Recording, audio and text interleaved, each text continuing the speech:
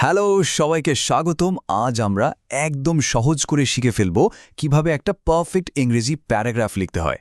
আর এটা কিন্তু খুবই মজার একটা ব্যাপার।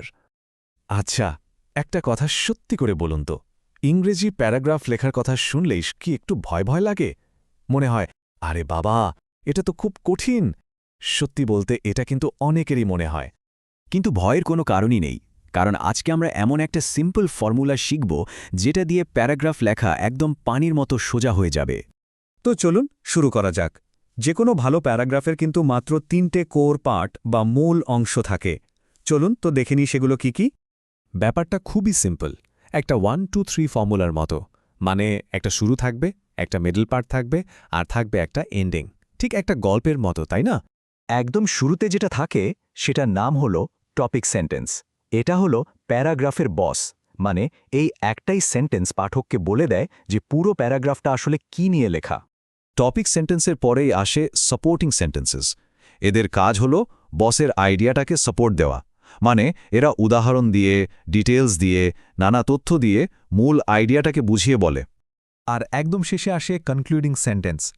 এর কাজ হলো পুরো আলোচনাটাকে সুন্দর করে শেষ করা, গুছিয়ে দেওয়া, অনেকটা মূল কথাটাকে আরেকবার অন্যভাবে মনে করিয়ে দেওয়ার মতো। এখন এই যে 3টা পার্টের কথা বললাম, এটা মনে রাখার একটা সুপার ইজি আর মজার উপায় আছে। কি সেটা? সেটার নাম হলো the easy Hammock method. Hammock, এটা আবার কি জিনিস, তাই না? চলুন এক্ষুনি জেনে নিচ্ছি। ভাবুন তো, একটা হ্যামক মানে ওই যে দোলনা থাকে না, 2টা গাছের সাথে বাঁধা। প্যারাগ্রাফটাও ঠিক সেরকম। টপিক সেন্টেন্স আর কনক্লুডিং সেন্টেন্স হলো ওই 2টা শক্ত গাছ, আর মাঝখানের সাপোর্টিং ডিটেলসগুলো হলো ওই দোলনার মতো, যেটা আরামে ওই 2 গাছের মাঝে ঝুলে আছে। কি দারুণ একটা আইডিয়া, তাই না? প্যারাগ্রাফের স্ট্রাকচার মনে রাখার জন্য এর চেয়ে সহজ উপায় আর হয় না। তো মুখে তো অনেক কথা হলো, চলুন এবার একটা আসল উদাহরণ দিয়ে দেখি এই হ্যামেক মেথডটা কিভাবে কাজ করে। আমরা পেপার বা কাগজ নিয়ে লেখা একটা প্যারাগ্রাফ দেখব। ওকে, স্ক্রিনে এখন যে পেপার নিয়ে প্যারাগ্রাফটা দেখতে পাচ্ছেন, চলুন আমরা সবাই মিলে একবার এটা পড়ি। তো প্যারাগ্রাফটা পড়া হলো।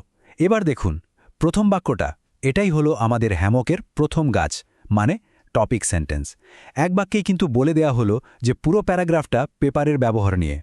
এরপর মাঝখানের যে পয়েন্টগুলো দেখছেন, যেমন আমরা এটা পড়া, লেখা বা প্রিন্টিংয়ের কাজে ব্যবহার করি, এটা কাঠ বা বাঁশ থেকে তৈরি হয়, এই সবগুলোই হলো সাপোর্টিং ডিটেলস, মানে আমাদের হ্যামেকের ঠিক মাঝখানের অংশটা, যেটা পুরো প্যারাগ্রাফটাকে মজবুত করছে।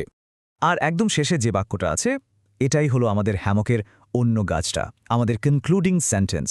দেখুন কি সুন্দর করে পুরো ব্যাপারটা শেষ করে দিল। আচ্ছা, প্যারাগ্রাফের স্ট্রাকচার তো বোঝা গেল, কিন্তু আসল সমস্যাটা তো অন্য জায়গায়, তাই না? বিশেষ করে পরীক্ষার হলে এতগুলো সাপোর্টিং পয়েন্ট, এত তথ্য মনে রাখব কিভাবে? ঠিক, পরীক্ষার টেনশনে অনেক কিছুই আমরা ভুলে যাই, কিন্তু এটারও একটা দারুণ সমাধান আছে, একটা টেকনিক যেটাকে বলা যায় মনে রাখার সুপার পাওয়ার, আর এটার নাম হলো দ্য মেমরি প্যালেস মেথড। ব্যাপারটা খুবই মজার। প্রথমে আপনার খুব পরিচিত একটা জায়গার কথা ভাবুন, ধরুন আপনার নিজের বাসা। এবার প্যারাগ্রাফের প্রত্যেকটা পয়েন্টকে বাসার এক একটা জায়গায় রেখে দিন, মানে মনে মনে আর কি। যেমন প্রথম পয়েন্ট, পড়া আর লেখা, এটাকে বাসার সদর দরজার উপর একটা বই হিসেবে চিন্তা করুন। পরের পয়েন্ট, কাঠ বাঁশ দিয়ে তৈরি, এটাকে ভাবুন আপনার পড়ার টেবিলের উপর একটা বাঁশের গাছ রাখা আছে। এবার পরীক্ষার সময় যখনই পয়েন্টগুলো মনে করতে হবে, আপনি শুধু মনে মনে আপনার বাসার ভেতর দিয়ে একবার হেঁটে যাবেন, দেখবেন সব কিছু পরপর মনে পড়ে যাচ্ছে। তো আমরা প্যারাগ্রাফের গঠন শিখলাম, পয়েন্ট মনে রাখার কৌশলও শিখলাম। আসলে ভালো প্যারাগ্রাফ লেখাটা কিন্তু শুধু ইংরেজি গ্রামার বা ভোক্যাবুলারির খেলা না, এর আসল উদ্দেশ্য হল নিজের চিন্তাভাবনাকে গোছানো। যখনই আপনি এই topic sentence, supporting details, concluding sentence, এই স্ট্রাকচারটা ফলো করে কিছু লেখেন, তখন আসলে আপনি আপনার ব্রেনকে ট্রেনিং দিচ্ছেন। কিভাবে নিজের আইডিয়াগুলোকে আরও পরিষ্কারভাবে, আরও জোরের সাথে আর একদম অর্গানাইজড বা গোছানোভাবে প্রকাশ করা যায়। তাহলে আজকের আলোচনার মূল বিষয়টা কি দাঁড়ালো?